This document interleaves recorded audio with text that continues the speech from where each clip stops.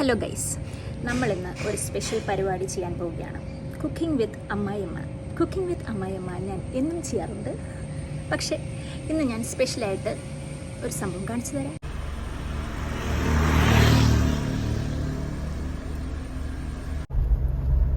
ഇന്ന് എന്താ അമ്മേ നമ്മൾ ഉണ്ടാക്കുന്നത്?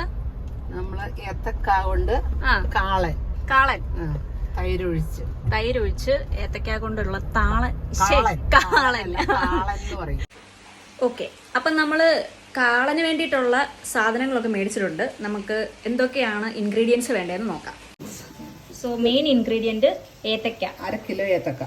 ഇത് നമ്മള് തൊണ്ട് കളഞ്ഞ് അരിഞ്ഞ് വെള്ളത്തിലിട്ട് വെച്ചിരിക്കണം. വെള്ളത്തിലിടുന്നത് ഇതിന്റെ കറ പോകാനായിട്ട്. ഓക്കെ. പിന്നെ നമുക്ക് ബാക്കിയുള്ള അരയ്ക്കാനായിട്ട് തേങ്ങ, വെളുത്തുള്ളി, ഇഞ്ചി, ഇത്രയും സാധനം, കറിവേപ്പില, ഇതെല്ലാം നമ്മൾ അരയ്ക്കണം. നമ്മൾ 2 സെറ്റായിട്ട് വെച്ചേക്കുന്നത്, വേറെ ഒന്നും കൊണ്ടല്ല. ഇത് നമുക്ക് അരയ്ക്കാൻ വേണ്ടി തേങ്ങ ചേർത്ത് അരയ്ക്കാൻ ചെറിയ ഉള്ളി, വെളുത്തുള്ളി, ഇഞ്ചി, ജീരകം, കറിവേപ്പില, ഇത്രയും സാധനം നമ്മൾ അരയ്ക്കാൻ. ഇത് മൂപ്പിക്കാൻ. അതിന്റെ അകത്ത് വറ്റൽമുളക് കൂടെ ആഡ് ചെയ്തിട്ടുള്ളൂ. ബാക്കി ഇത്ര ഇൻഗ്രീഡിയൻസേ ഉള്ളൂ. പിന്നെ നമുക്ക് മഞ്ഞൾപ്പൊടി, ഇൻഗ്രീഡിയൻസ് ഒന്നും വേണ്ട, വളരെ കുറച്ച് മതി. ഓക്കെ, നമുക്ക് ഗ്യാസ് കത്തിക്കാം.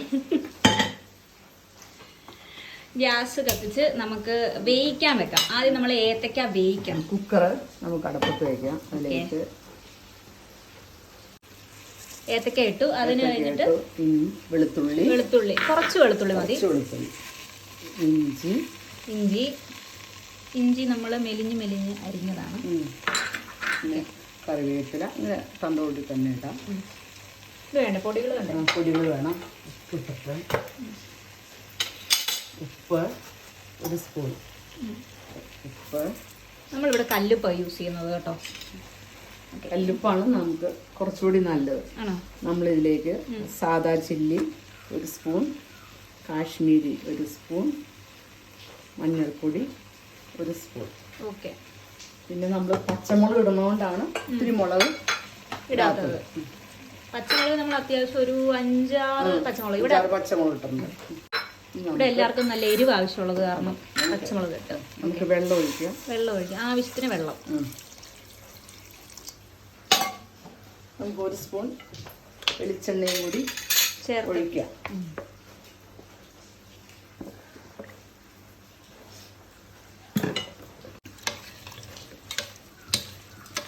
മിക്സ് ചെയ്യാം. ഇപ്പൊ ഏത്തക്ക വേകുന്ന സമയത്ത് നമുക്ക് അരയ്ക്കാനുള്ള ഇത് തയ്യാറാക്കാം. അതിന് തേങ്ങ എടുത്തിട്ടുണ്ട്. 1 ബൗള് തേങ്ങ എടുത്തേക്കുന്നത്, ആവശ്യത്തിനുള്ള തേങ്ങ.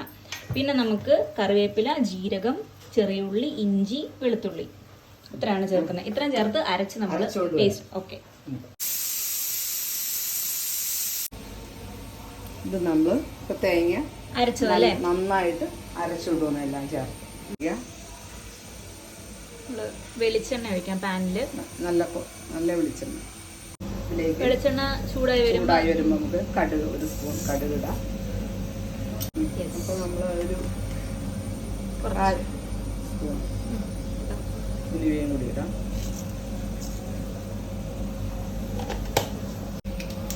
അടുത്ത് നമുക്ക് കറിവേപ്പില, കടുകൊക്കെ പൊട്ടിയിട്ടുണ്ട്, കറിവേപ്പില ഇടാം.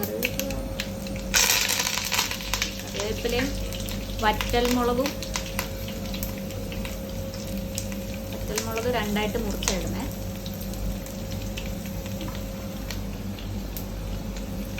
ഇഞ്ചി ചെറുതായിട്ട് അരിഞ്ഞു വെച്ച വെളുത്തുള്ളി, ചുവന്നുള്ളി,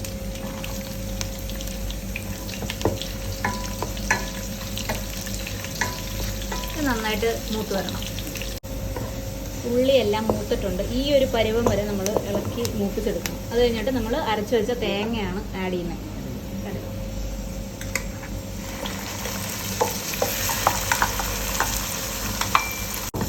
നമ്മുടെ തേങ്ങ മുക്കാൻ കുറച്ച് സമയം എടുക്കും. ആ സമയത്ത് നമുക്ക് വേവിച്ച് ശരിക്കും വെന്തിട്ടുണ്ടോ എന്ന് ചെക്ക് ചെയ്യാം.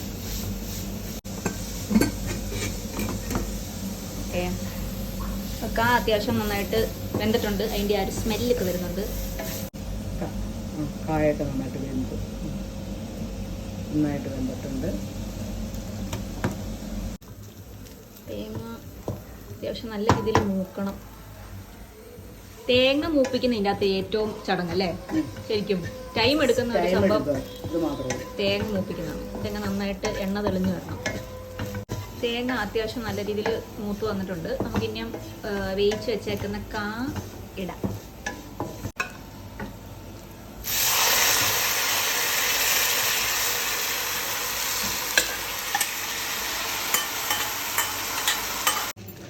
ഇപ്പം മൂപ്പിച്ച് തേങ്ങയും വേവിച്ച കായും ഒക്കെ നല്ല രീതിയിൽ മിക്സ് ആയിട്ടുണ്ട്. എണ്ണയൊക്കെ തെളിഞ്ഞ് വന്നിട്ടുണ്ട്. ഇനി ലാസ്റ്റ് സ്റ്റെപ്പിലോട്ട് നമ്മൾ പോവാണ്. ലാസ്റ്റ് സ്റ്റെപ്പ് എന്താണ്? ലാസ്റ്റ് സ്റ്റെപ്പ് തൈര് ഒഴിക്കണം.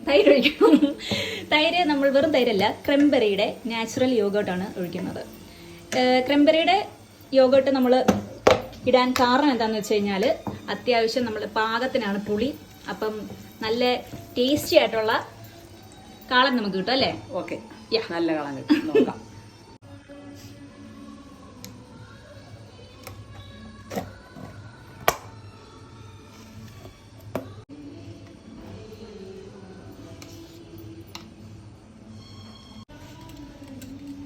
നല്ല രീതിയിൽ നമുക്കൊന്ന് ഇളക്കിയെടുക്കാം. കാര്യം നല്ല കട്ട തൈരായത് കാരണം അതിൻ്റെ ഇങ്ങനെ കട്ടയായിട്ട് കിടക്കാനുള്ള സാധ്യതയുണ്ട്. അപ്പം നമ്മൾ ഇങ്ങനെ നല്ല രീതിയിലൊന്ന് ഇളക്കി എടുക്കാം.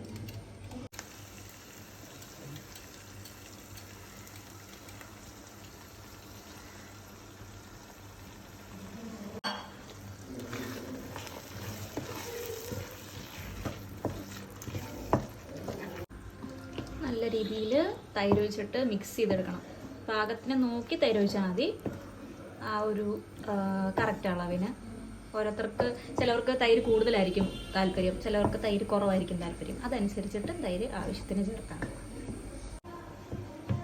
തൈരൊക്കെ ഒഴിച്ച് നല്ല രീതിയിൽ മിക്സ് ചെയ്തിട്ടുണ്ട്. മിക്സ് ചെയ്തിട്ട് നമുക്ക് ജസ്റ്റ് ഒന്ന് ഉപ്പ് നോക്കാം. കാര്യം നമ്മൾ വേറെ ആദ്യം ഒന്ന് കാ വേവിക്കുന്ന സമയത്ത് മാത്രമേ ഉപ്പ് ഇട്ടിട്ടുണ്ടായിരുന്നുള്ളൂ. ഉപ്പ് കുറച്ചുകൂടെ വേണോ മേ? പൊടിക്കുപ്പോടാണ്. പൊട്ടിക്കുപ്പോടെ ഇട്ടാൽ മതി. ഈ മോരൊഴിച്ച് കാച്ചുന്ന എല്ലാ സാധനത്തിനും നമ്മൾ ആ ഒരു അളവ് നോക്കേണ്ടത് ഇങ്ങനെ തവി ഇങ്ങനെ ചെറുതായിട്ട് ഇങ്ങനെ പൊക്കി നോക്കുക. അവിടെ പൊക്കിയിട്ടൊന്നും കാണത്തില്ല. ഈ തവിയെന്ന് ചെറുതായിട്ട് ആവി പൊങ്ങുന്നത് കാണാൻ പറ്റുന്നുണ്ടോ? അങ്ങനെ ആവി പൊങ്ങുന്നുണ്ടെങ്കിൽ അതിൻ്റെ ചൂട് കറക്റ്റായെന്നാണ്. ഇതെൻ്റെ അമ്മ എന്നെ പഠിപ്പിച്ചതാണ്.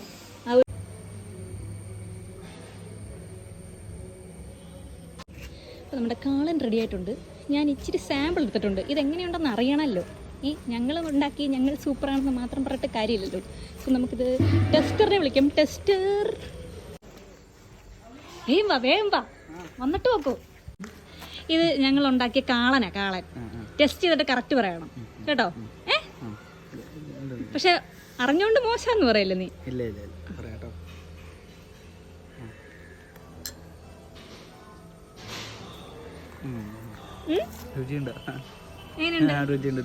നല്ലാണോ? ഉറപ്പല്ലേ? Okay, thanks. ഞാൻ ടെസ്റ്റർ പോകും. മുതലാളി കടന്നതിന് വിട്ടു. Okay, thank you, by.